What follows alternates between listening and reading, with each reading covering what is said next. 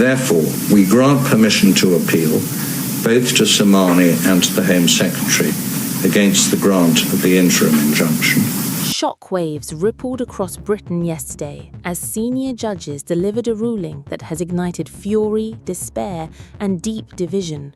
The Court of Appeal has overturned an earlier injunction, meaning nearly 140 asylum seekers will remain housed at the Bell Hotel in Epping.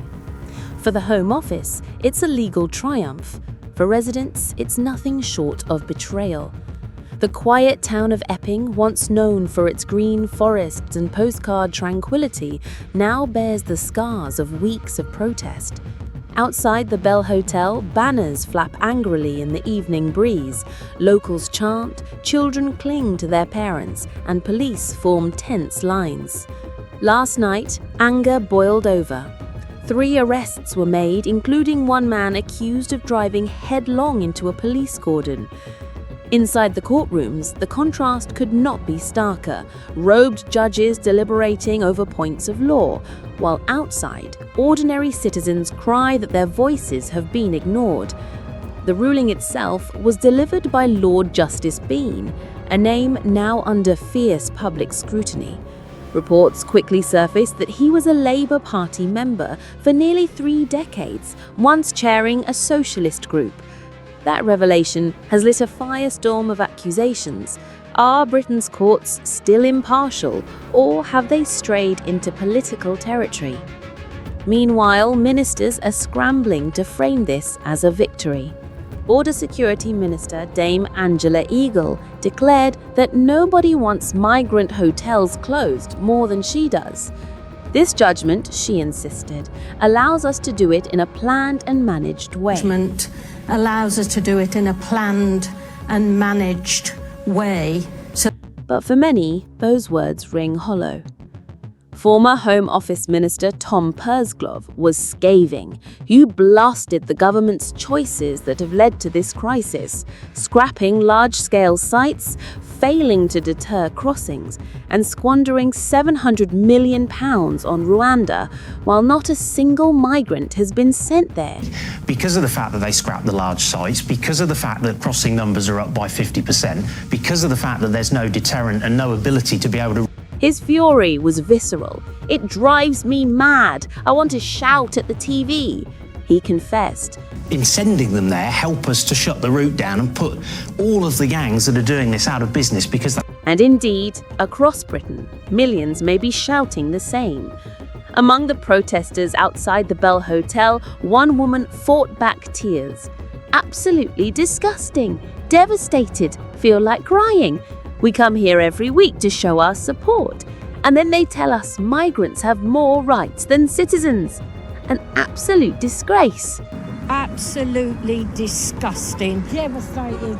Feel like crying. We come here every week, show our support, and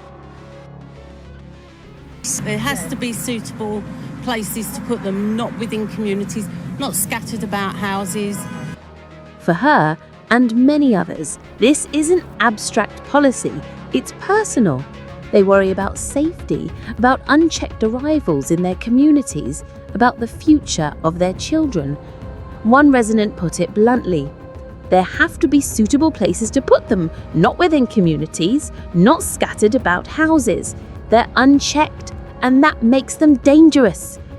Behind those words is a story of ordinary people who feel ignored, overlooked, even sacrificed. The controversy is no longer confined to Epping. Across the country, 13 other councils, including Labour-run authorities, are reportedly preparing their own legal challenges to block migrant hotels.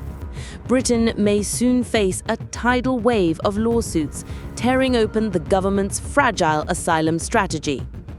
Meanwhile, whispers grow louder in Westminster. Some ministers are privately pressing for Britain to leave the European Convention on Human Rights, arguing that only by breaking free can the government truly regain control of its borders. But Labour leader Keir Starmer is resisting, bound, say critics, by ideology and international treaties rather than the will of the people.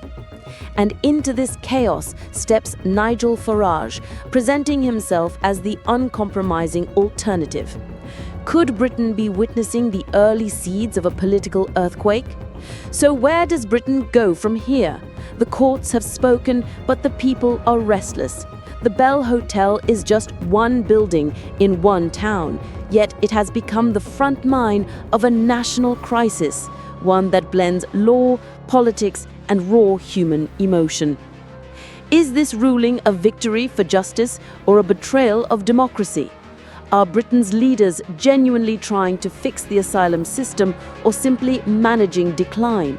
And most importantly, how long will ordinary citizens remain silent before they demand real change?